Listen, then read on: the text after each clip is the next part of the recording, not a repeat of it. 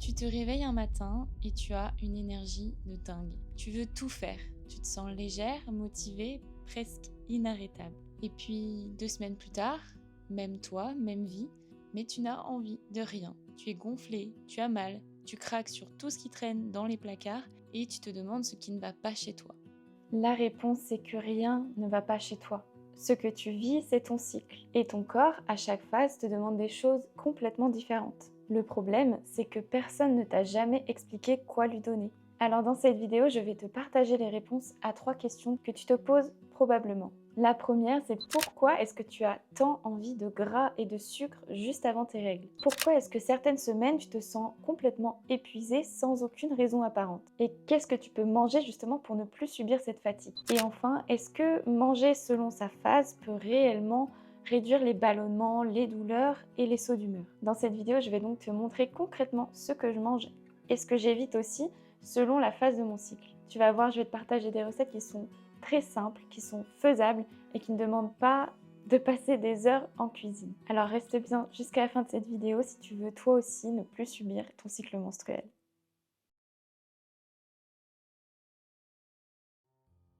Avant de te parler de ce que tu devrais manger selon la phase de ton cycle, il faut qu'on parle de ce qui se passe dans ton corps. Parce que la plupart des femmes connaissent leur cycle en 2 temps, c'est-à-dire j'ai mes règles, je n'ai pas mes règles. C'est à peu près tout ce qu'on nous a appris finalement, sauf que c'est beaucoup plus riche et complexe que ça. Et c'est surtout important de bien le connaître et utile pour améliorer ton quotidien.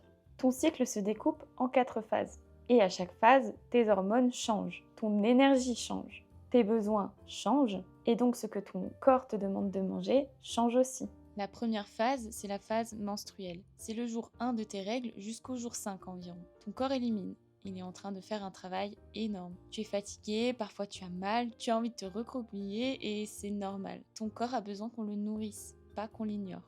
La deuxième phase, c'est la phase folliculaire, du jour 6 au jour 13 environ. Les œstrogènes commencent à monter, tu as plus d'élan, plus d'énergie, tu as envie de bouger, de créer, de te lancer dans des projets. C'est souvent ta meilleure semaine et tu le sens. La troisième phase, c'est l'ovulation, autour du jour 14 au jour 17. Tu es au pic de ton énergie, tu rayonnes littéralement. Mais c'est aussi là que le corps peut devenir plus inflammatoire si tu ne fais pas attention. Et ça, presque personne n'en parle. Et la quatrième phase, c'est la phase lutéale, du jour 18 jusqu'au retour des règles. La progestérone monte, ton corps se prépare et tu as plus faim. Tu veux du réconfort, du chaud, du sucré. Et tu culpabilises parce que tu dis que tu aurais dû résister. Je te rassure tout de suite, tu n'avais pas forcément besoin de résister. Ton corps demandait exactement ce dont il avait besoin. Le problème, c'est juste qu'on ne lui donnait pas la bonne forme de ce qu'il cherchait. Et c'est justement ce que l'on va voir ensemble dans cette vidéo.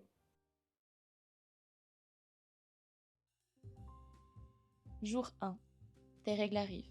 Et souvent, c'est là que la plupart d'entre nous font la pire chose possible. On mange moins, on se restreint.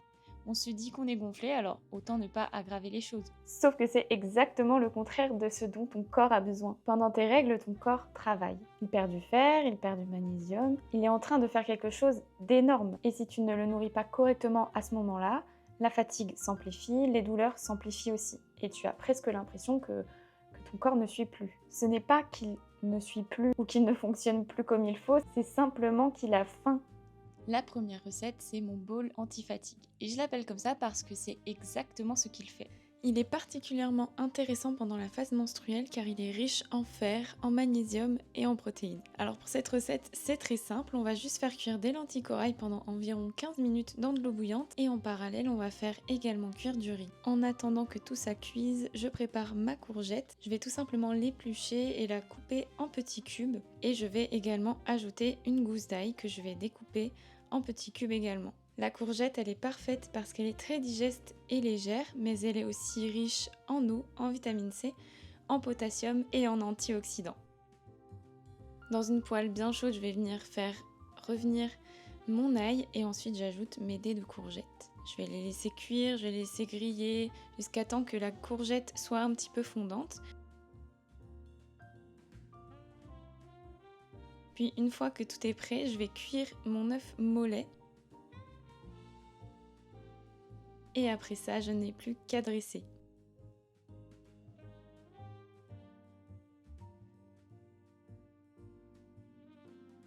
J'ajoute de l'huile d'olive et un mélange de graines, de sésame, de pavot, de courge sur le dessus de mon plat. Et voilà, on a un repas très complet qui est parfait pour répondre à tous tes besoins en phase de règles. C'est chaud, c'est réconfortant et en plus de ça, c'est ultra savoureux. Ça change un petit peu de ce qu'on a l'habitude de manger. Et en plus de ça, l'avantage des lentilles corail, c'est qu'elles sont riches en fer, un nutriment dont on a réellement besoin quand on a nos règles. Et je ne l'ai pas filmé, mais je te conseille d'ajouter de la sauce soja salée dans ton plat.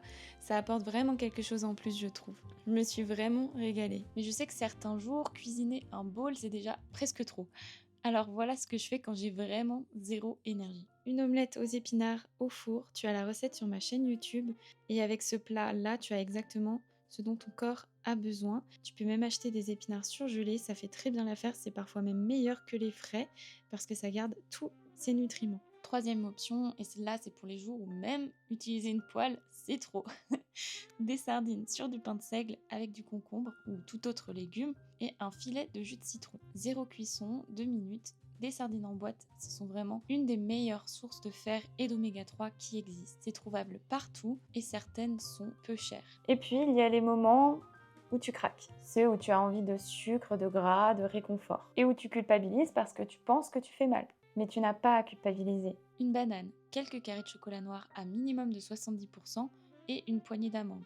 La banane, ça apporte du magnésium et du potassium. Le chocolat noir, lui, contient du fer et les amandes stabilisent tout ça. Ton corps te demande exactement ça, sous la mauvaise forme quand tu craques sur du sucre industriel et sous la bonne forme quand tu lui donnes cette option-là. Autre combo que j'adore, ce sont les dattes avec une cuillère de purée d'amandes ou tout autre oléagineux. C'est sucré, c'est satisfaisant et contrairement à une barre chocolatée industrielle, ton corps sait quoi faire avec. Il prend ce dont il a besoin et il s'arrête là. Ce qu'on évite pendant cette phase, et je dis bien évite et non pas interdit, c'est l'alcool, parce que l'alcool amplifie les douleurs inflammatoires. On évite aussi le café en excès, parce qu'il resserre les vaisseaux et aggrave donc l'écran. Et enfin le sucre raffiné, tout ce qui est viennoiserie, les bonbons, etc. Ça alimente l'inflammation au pire moment. Alors si tu souffres et que tu ne comprends pas pourquoi, regarde ce que tu as mangé sur les 2 derniers jours. Et là, tu trouveras certainement ta réponse. Une fois que tes règles sont terminées, tout change. L'énergie remonte, la légèreté revient. Tu n'as plus envie de rester sous ta couette, les idées reviennent, tu as envie de bouger, de cuisiner, de voir du monde. Et c'est probablement ta meilleure semaine du mois. Et c'est pas dans ta tête, c'est tes hormones qui remontent, et avec elles, ton énergie. La phase folliculaire, c'est du jour 6 au jour 13 environ. Les œstrogènes augmentent progressivement, ton corps est en train de se reconstruire après les règles, et ton alimentation peut redevenir plus légère, plus vivante, plus colorée. C'est la phase où tu peux vraiment te faire plaisir sans te prendre la tête. La première recette pour cette phase, c'est un Bouddha bol printanier. On commence par faire rôtir les pois chiches, donc j'ai ajouté une cuillère à soupe d'huile d'olive ainsi que du paprika fumé, un peu de sel, mais vous pouvez mettre les épices de votre choix. On remue bien et on va venir déposer ça sur une plaque allant au four. On enfourne à 200 degrés pendant environ 25 minutes, mais tout dépend de la puissance de votre four comme d'habitude. Ensuite, on va venir préparer la petite sauce qui va accompagner ce bol. Donc c'est du skyr avec un peu de jus de citron. Adaptez bien les quantités au nombre de repas que vous voulez faire. J'ajoute du sel, des herbes de Provence, un petit peu de poivre et c'est déjà prêt. Vous pouvez aussi ajouter des herbes fraîches comme de la ciboulette ou de la menthe. Ça peut être une très très bonne alternative. On sort ensuite nos pois chiches du four et en attendant on va faire gonfler notre couscous. Donc c'est tout simple, 5 minutes avec de l'eau bouillante. En attendant on prépare nos petits légumes, nos accompagnements. J'ai opté pour des tomates cerises parce que ça y est, c'est de nouveau la saison. Donc je les découpe comme ça en deux.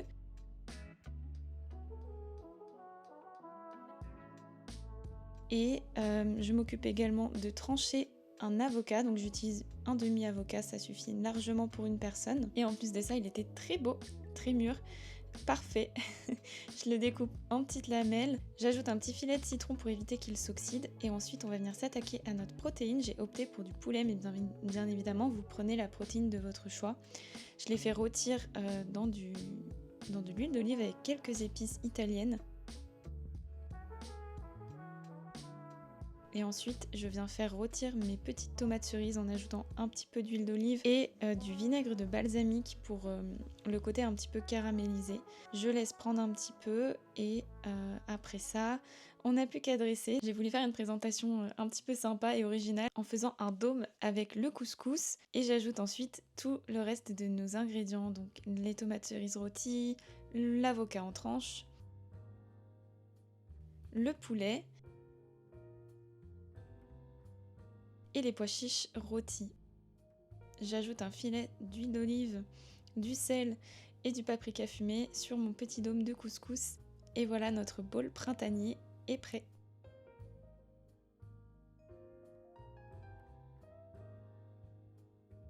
C'est léger mais c'est ultra rassasiant et en plus de ça c'est très coloré, ça donne envie et ça représente exactement l'énergie de cette phase-là, c'est-à-dire vivant, frais, sans lourdeur. Tu peux remplacer le couscous par du riz ou du quinoa, du boulgour, même des lentilles vertes, le principe reste le même. Et pour les petits creux entre les repas, parce que bon, cette phase peut aussi donner envie de grignoter, voici ce que je te recommande. C'est du houmous, le mieux c'est de le faire maison évidemment, mais manger du houmous avec des légumes crus, tout ce qui est carottes, concombres, poivrons si tu aimes et que tu digères bien. Voilà, ça c'est une des meilleures options. Tu peux aussi te faire un smoothie vert, donc à base de bananes, des épinards et du lait végétal.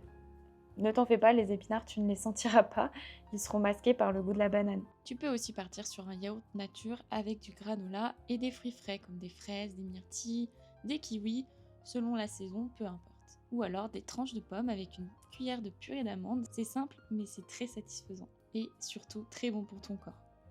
Ce qu'on évite de consommer pendant cette phase-là, alors encore une fois, c'est juste à limiter et non pas à supprimer totalement.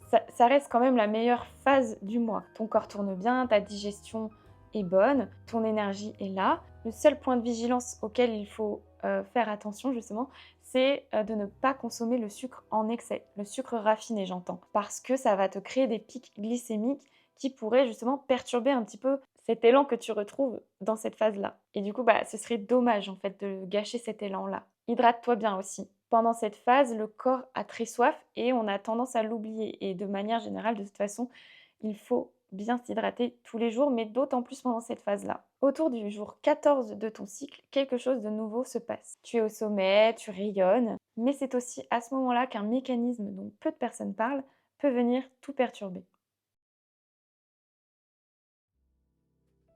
Comme je le disais, le jour 14 environ, c'est le moment où tu es au sommet, tu es au top. Tu as de l'énergie, tu te sens généralement bien dans ton corps, tu es sociable, tu as envie de tout faire.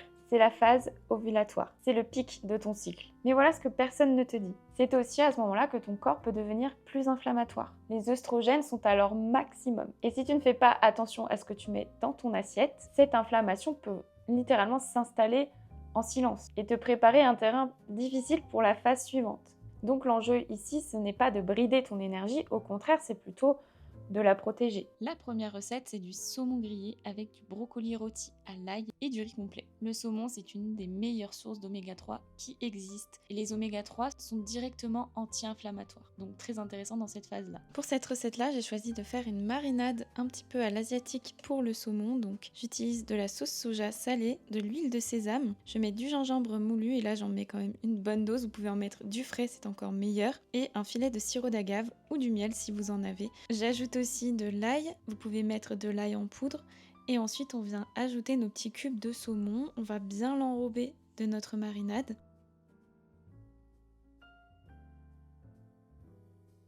Et une fois que c'est bien enrobé, on va venir le mettre dans un tupperware hermétique et on le place au frigo pendant minimum 1 heure. Ensuite, on va venir s'occuper des brocolis pour les faire rôtir. J'ai choisi des brocolis surgelés. J'ai ajouté de l'huile d'olive, un petit peu de sel, du poivre. Vous pouvez aussi mettre les épices de votre choix, de l'ail en poudre par exemple. Moi, j'ai décidé de mettre surtout de l'ail frais. Ensuite, je vais venir le répartir sur une plaque qui va au four. En attendant, on fait cuire le saumon, donc je le fais au air fryer. Vous avez toutes les étapes, les quantités, les températures, les temps de cuisson, etc. en barre d'infos. Une fois que tout est prêt, je vais venir dresser mon assiette, donc j'ai voulu faire quelque chose de joli. J'ai mis du riz dans des petits emporte-pièces comme ça pour pouvoir faire une sorte de dôme. Et ensuite, j'ajoute tous les autres ingrédients. Tout ça prend 20 minutes de préparation et ça te donne un repas complet qui travaille vraiment pour toi à ce moment précis du cycle. Le brocoli rôti à l'ail au four apporte des antioxydants puissants. Et le riz complet, ça stabilise l'énergie sur la durée. Si tu n'aimes pas le saumon ou que tu n'en as pas sous la main, comme je disais déjà plus tôt, tu peux prendre des sardines ou alors du maquereau, des noix ou bien même des graines de chia qui font exactement le même travail sur l'inflammation. Ce qu'on évite pendant cette phase-là, ce sont les viandes rouges en excès parce qu'elles sont pro-inflammatoires à haute dose et c'est vraiment la dernière chose que tu veux pendant cette phase-là. L'alcool, pareil, pour les mêmes raisons, pro-inflammatoire, et les aliments frits parce que c'est aussi très inflammatoire. Je parle aussi des huiles oxydées, des panures industrielles, etc. Tout ça, ça rajoute une charge inflammatoire à ton corps qui n'en a vraiment pas besoin. Encore une fois, ce n'est pas interdit évidemment, mais c'est vraiment pas le meilleur des timings pour consommer ce genre d'aliments. Bon, et après le pic, vient la descente. Les hormones changent de direction et commencent un peu à chuter carrément. Et ton corps entre dans la phase la plus mal comprise, la phase où c'est le plus compliqué quand même, mine de rien, et où on culpabilise beaucoup. Mais pourtant, c'est la plus logique de toutes. C'est la phase lutéale. Et c'est durant cette fameuse phase que tu as tes cravings, tes fringales. Là, on est aux alentours du jour 18. La progestérone remonte et les œstrogènes redescendent. Et ton corps qui tournait à plein régime il y a encore de ça quelques jours, commence un petit peu à ralentir. Et toi, tu te sens différente, plus fatiguée, plus émotive, plus affamée. Et souvent, tu culpabilises. Tu te dis que t'aurais dû résister, que t'as pas de volonté, que les autres y arrivent et pas toi. Alors, je vais te dire quelque chose d'important. Ce que tu ressens pendant cette phase, c'est pas un manque de volonté, c'est de la biologie. Ton corps brûle plus d'énergie pendant la phase lutéale. C'est prouvé. Il a besoin de plus et il te le demande. Et quand tu résistes à ça, il insiste encore plus fort. Donc le problème, ce n'est pas que tu craques, c'est que personne ne te dit vraiment ce qu'il faut lui donner, lui apporter dans cette phase-là, dans ces moments où tu as vraiment ces cravings justement. La première recette pour cette phase-là, c'est un curry de patates douces au lait de coco et poulet. Pour commencer, on va venir émincer un oignon, donc en petites lamelles comme ceci. On va ensuite s'occuper de la patate douce qu'on va découper en petits cubes, donc surtout faites attention parce que c'est quand même assez compliqué à couper. Donc protégez bien vos doigts, ne faites pas comme moi juste ici. Ensuite, on va venir la réserver dans un petit récipient et on s'attaque au poulet qu'on va aussi venir découper en petits cubes. Dans une poêle bien chaude, on va ajouter une cuillère à soupe d'huile d'olive et on va faire revenir nos oignons. On va venir aussi ajouter une gousse d'ail. Alors bien évidemment, mettez-la dans la poêle et pas comme moi à côté de la poêle. On va venir les faire suer un petit peu. J'ajoute ensuite les épices. Donc ici, c'est du gingembre moulu et du curry. On va faire suer un petit peu et on ajoute notre poulet qu'on va faire dorer 4-5 minutes. Il faut qu'il soit bien doré, bien cuit. J'ajoute du sel, du poivre et je laisse cuire avant d'ajouter mes petits dés de patates douces. On va venir recouvrir le tout de lait de coco. Donc on mélange pour bien répartir les épices, etc. On fait porter à ébullition et une fois que c'est fait, on laisse mijoter à couvert jusqu'à temps que la patate douce soit fondante. Vous vérifiez avec un couteau et voilà, c'est déjà prêt. La patate douce, ça apporte un sucre naturel doux qui répond à l'envie de réconfort sans le crash glycémique qui suit le sucre raffiné. Le lait de coco, lui, apporte les bons gras que le corps réclame et le curcuma est un très bon anti-inflammatoire. Il prépare doucement le terrain avant le retour des règles. Le poulet, eh bien, c'est une très bonne source de protéines. Là, on a un plat chaud, doux, réconfortant et c'est exactement ce que le corps demande pendant ces jours-là. La deuxième recette, c'est plutôt pour les envies de sucre, donc celle qui arrive souvent en fin de journée ou le soir. Je te propose une banane congelée enrobée de chocolat noir. Pour ça, il n'y a vraiment rien de plus simple. Tu coupes une banane en rondelles assez épaisses. Tu fais fondre du chocolat noir. Pour ma part, j'ai mélangé du 85% et du 70%. Je fais fondre avec un petit peu d'huile de coco et je trempe ensuite mes petites rondelles dans le chocolat noir fondu. Je les mets dans un petit tube en verre et je les place au congélateur pour minimum 30 minutes. Le plus longtemps, c'est le mieux. Et c'est tout. Et ça te fait un petit snack ultra satisfaisant avec de la banane qui est riche en vitamine B6 qui aide directement à la production de sérotonine. C'est l'une des meilleures choses à manger quand l'humeur fluctue en fin de cycle. Le chocolat noir, lui, tu connais déjà, c'est riche en magnésium, en antioxydants et c'est vraiment tout ce qu'on veut. Et puis la texture froide plus croquante, c'est ultra satisfaisant pour les envies de sucre intense. Avec ce snack, tu réponds à ton envie de chocolat, ton corps prend ce dont il a besoin et puis tu n'as naturellement pas envie de te jeter sur n'importe quoi parce qu'il est satisfait. Ce que tu devrais éviter de consommer durant cette phase-là, c'est tout d'abord la caféine en excès. Ne pas consommer de caféine en excès parce qu'elle va aggraver l'anxiété et aussi les douleurs au niveau de la poitrine que beaucoup de femmes ressentent à ce moment-là. Évite aussi le sel en excès parce qu'il va amplifier la rétention d'eau et les ballonnements. Et le sucre rapide isolé, donc les bonbons, les gâteaux industriels, vont créer ce que tu cherches absolument à éviter ici, c'est-à-dire le cycle infernal du pic de glycémie, de la chute brutale et du craving encore plus fort une heure après. Cette phase-là, elle est compliquée et c'est souvent celle que les femmes vivent le plus mal. Parce que de manière générale, on nous apprend souvent plus à se battre contre nous-mêmes que à écouter réellement notre corps et ses besoins. Mais sache que pendant cette phase-là, pendant la phase lutéale, ton corps te parle, même de manière générale. Et dans cette phase-là, il te dit souvent qu'il a besoin de douceur, de chaleur et de nourriture saine et brute. Et la meilleure chose que tu puisses faire, c'est juste de l'écouter, de l'entendre.